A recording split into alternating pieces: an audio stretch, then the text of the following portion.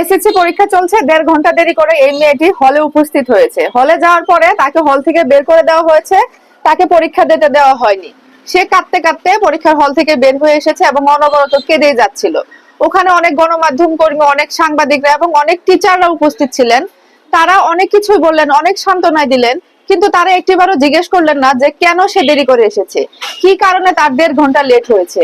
এই দেশের মানুষ আরো মানে কি বলবো, তাকে আরো নানান রকম উল্টাপাল্টা কথা শোনাচ্ছে। আরো মেয়ে মানুষ বলে কথা, মেয়ে মানুষ হলে তো কাজ হয়েছে এই দেশের মানুষের।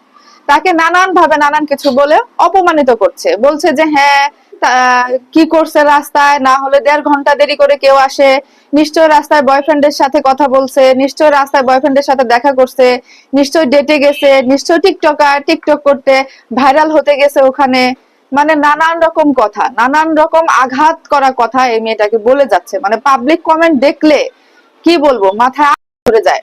মানে একটা ছাত্রী তার 1.5 ঘন্টার জন্য তার জীবনের মূল্যবান একটা পরীক্ষা, মূল্যবান একটা সময় সে তার কি বলবো তার নষ্ট হয়ে গেল, সেখানেও পাবলিকের উল্টাপাল্টা কথা বলতেই হবে। টিচাররা তার মাথায় হাত রেখে যদি জিজ্ঞেস করতো, মা তোমার কি হয়েছে, কেন দেরি করে এসেছো, যদি জানতে চাইতো, মেয়েটি যদি বলতো, তাহলে দয়াময় করে পরীক্ষাটা দিতে দিলে এত ভারী অন্যায় হয়ে যেত না। আপনাদেরও ছেলে মেয়ে আছে, একটু অন্যের সন্তানকে নিজের সন্তানের জায়গাটায় বসিয়ে দেখবেন যে কেমন লাগে, বুঝছেন? স্যার ম্যাডামরা আরো যারা দায়িত্বরত অবস্থায় ছিলেন তাদেরকে বলছি যে নিজের সন্তানকে দিয়ে চিন্তা করবেন অন্যের সন্তানকে, তাহলে দেখবেন যে অনেক কিছু থেকে, অনেক অন্যায় থেকে, অনেক অমানবিক কাজ থেকে আপনারা দূরে সরে আসতে পারবেন। এখন বলি আসলে মেয়েটির কি হয়েছিল, কেন সে 1.5 ঘন্টা দেরি করে গিয়েছে। মেয়েটির মা অসুস্থ, আজকে তার প্রথম পরীক্ষা।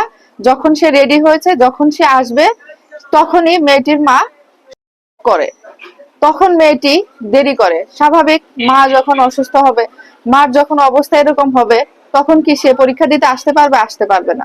বাবা মা সেম, বাবা মা আমাদের জীবনের অমূল্য রতন। তাদের যখন এরকম কিছু হবে, তখন আমরা এসএসসি পরীক্ষা কেন, এসএসসি এইচএসসি যাই বলেন না কেন, তখন আমরা আসলে যাব না পরীক্ষার হলে।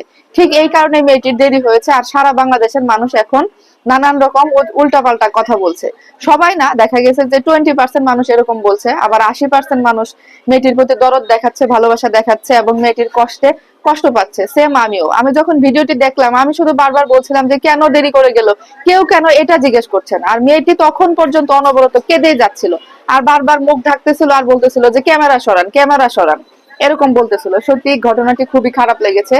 এরকম ঘটনা যদি কখনো হয়, কোনো ছাত্রছাত্রী যদি দেরি করে পরীক্ষার হলে যায়, তাহলে যারা কর্তৃপক্ষের দায়িত্বরত অবস্থায় থাকবেন তাদের প্রতি আমার রিকোয়েস্ট হলো, আপনারা তাদের সমস্যাটুকু একটু শোনার চেষ্টা করবেন। আসলে কি জন্য কি হয়েছিল, কি কারণ, শুনে বিচার বিশ্লেষণ করে তারপরে তাকে হলে ঢুকতে দিবেন।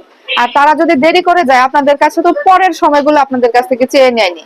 তাদের যদি লেখে একটু পাস মার্ক, মানে পাস নাম্বারটা তুলতে পারে, তাহলে তাদের জীবনের জন্য অনেক বড় কিছু হয়ে যায়। দেখুন আজকে কত বড় একটা ঘটনা ঘটে গেল। মেয়েটি তো ইচ্ছা করে এরকম করেনি। আর পাবলিক, আপনারা একটু বুঝে শুনে কমেন্ট করুন, যেখানে সেখানে যা খুশি তা বলতে যাবেন না। সবসময় চিন্তা করবেন, ভাই বোন আপনাদেরও আছে, সন্তান আপনাদেরও আছে, আপনাদেরও হবে ভবিষ্যতে।